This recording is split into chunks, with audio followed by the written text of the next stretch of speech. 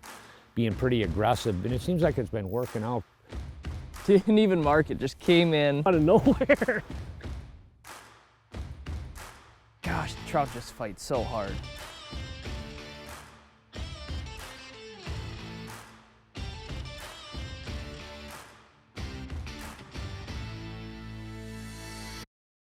I was just eating lunch and the two fish just came in and this one just drilled it. You know, we're up here doing some trout fishing. First day we're walleye fishing. The second day we're catching Lakers, and today we're targeting brookies, and hopefully this is a big rainbow. So, you know, you just got so many options up here. It's just an awesome multi-species destination. And I think I'm getting them fairly close. He went on a real big run right away. I'm using a little lighter line, so I'm kind of taking it easy with them.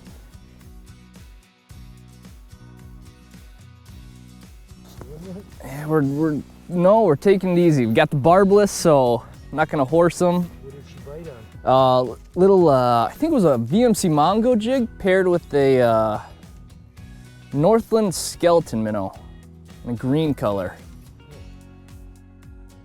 You know, they actually stock a lot of these Manitoba lakes all over. It's not only, we're up on Barbie here in the Wanless, town of Wanless, just a little bit north, but there's the Riding Mountains, the Duck Mountains Provincial Park, and they've, in some fabulous, I mean, we're talking big rainbows, brookies, tigers, even tiger trout.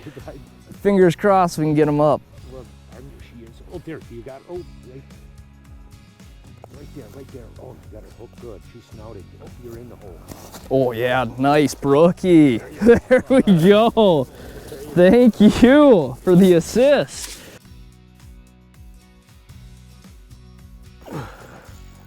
There we go. Look at that. Little trout fishing up here in Manitoba.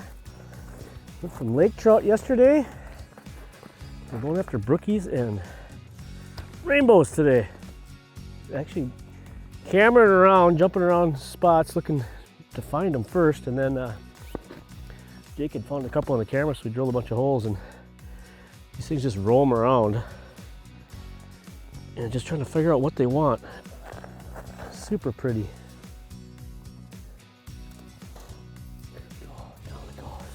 So just some of the baits we're using today, and there's many of them, but there's just a couple that I've been using.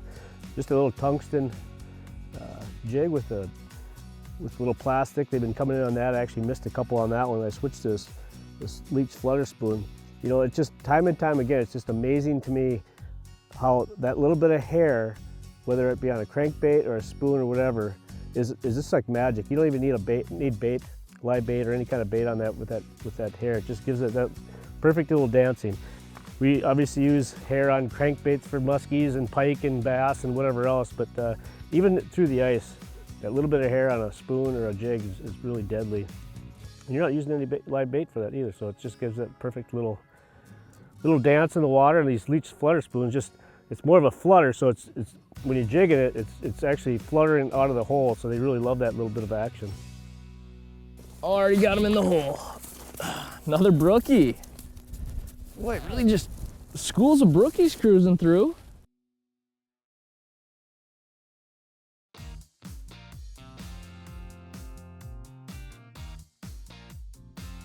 Now, Ty mentioned some of the baits he likes to use for stock trout. Well, I'm gonna talk about my favorite baits for stock trout. And the first bait I wanna talk about is what I always start with no matter where I'm fishing for them. It's the Rapala Ultralight Rip and Wrap. Now, why I like this is because it's aggressive bait and it keys in on those bigger fish. I start out first thing in the morning ripping this, and I'll rip it anywhere from 2 feet to 3 feet off the bottom to mid-column to just underneath the ice. And this calls in and attracts big fish. Now, if this isn't working, or I'm getting a lot of looks, or they're coming up and just barely nipping at it, that's when I'll kind of make the switch to either a small tungsten spoon, like this pinhead minnow, or what I've actually been using and catching most of my fish on today is either a small tungsten with a plastic or a small tungsten fly. So this one happens to be a VMC Mongo jig, and I've got this paired with a skeleton minnow. Now, why I like this tungsten is because sometimes the fish just don't want a big meal, and with this plastic I can make really subtle movements and it gives off a ton of action and helps trigger those lethargic fish into biting.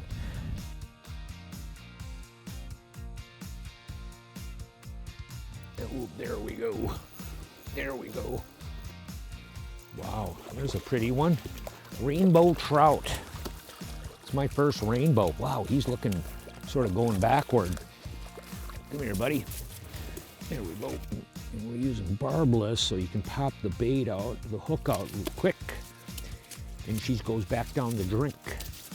And boy, they're beautiful fish, aren't they? Look at that thing. Come on. We'll get her back in the water. Thing is like for trout, there's a couple of different techniques to catch them. A lot of times people fish with just baits that are sitting in a fixed position. We've been fishing with a lot of artificial baits, little almost like tungsten baits in spoons, and little blade baits, little rattle baits. And the thing, what's really interesting with trout, every different fish actually has its own personality. In the presentation, the retrieve you have to impart into the bait to trigger them into biting. And that's for like trout, it's sort of a weird thing. If you just let it sit there, well, at least especially with artificial baits, you're better off to actually put a lot of action into the bait. We're fishing rattle baits in these spoons. What we're doing is jigging it all the time, erratically pumping it up and down and giving it a lot of vibration and erratic behavior. And a lot of times that's, and you'll see the fish snake up to looking at the bait, and you keep it moving, keep it moving, keep it moving to trigger the fish into biting. If you just all of a sudden stop the lure, a lot of times that's not a good thing. They leave. It seems like with trout, erratic behavior is really key to impart it into the action to trigger them into biting. You know, fishing rods are really specialized, you know, when ice fishing, just like open water, you have different rod in power and action for various situations. Today we're actually trout fishing, and what I'm fishing with is a St. Croix Scandic. This is a 28-inch medium light. And what we've been doing, we're actually fishing with relatively light line for big fish in shallow water. And you want a rod that can actually the more of a parabolic action that actually breaks farther back into the blank itself, because we're using light line and you could potentially hook pretty big fish. This actually is a medium light Scandic, really nice rod, but you'll notice the action where it actually folds almost 2/3 of the way back down into the blank itself. The thing is a lot of times when we're trout fishing like this, we're not fishing with a lot of line out. We're only fishing out, like right now, I'm only fishing 6 foot below the hole. And we have potential to actually catch some pretty nice size trout. So you need that soft action so when they hit it, the fish can take off without breaking them off. A lot of times we're also using very, very light line. We're using 3 to 5 pound tests. When you hook a big trout like that, that soft action rod really takes the compensation for the action of the fish, because they just start jacking it when they first hit the bait. Coming to Manitoba to fish for so many species. The first day we went after walleye and northern pike and even smallmouth bass. Day 2 we switched it up, went for lake trout. Now, day 3, the day before we leave, we came in a stock lake for brook trout and rainbows, and we pretty much completed the cycle. What an amazing trip up to northern Manitoba. I don't know if it gets any better than that. There's not a lot of places you can catch all those species within about 5 miles of one resort. Northern Manitoba is just an absolute amazing place to visit and catch a ton of different fish, and a lot of them. So why you come to northern Manitoba right here? The options are limitless and the fish are big. Such a beautiful fish. Manitoba, what can I say?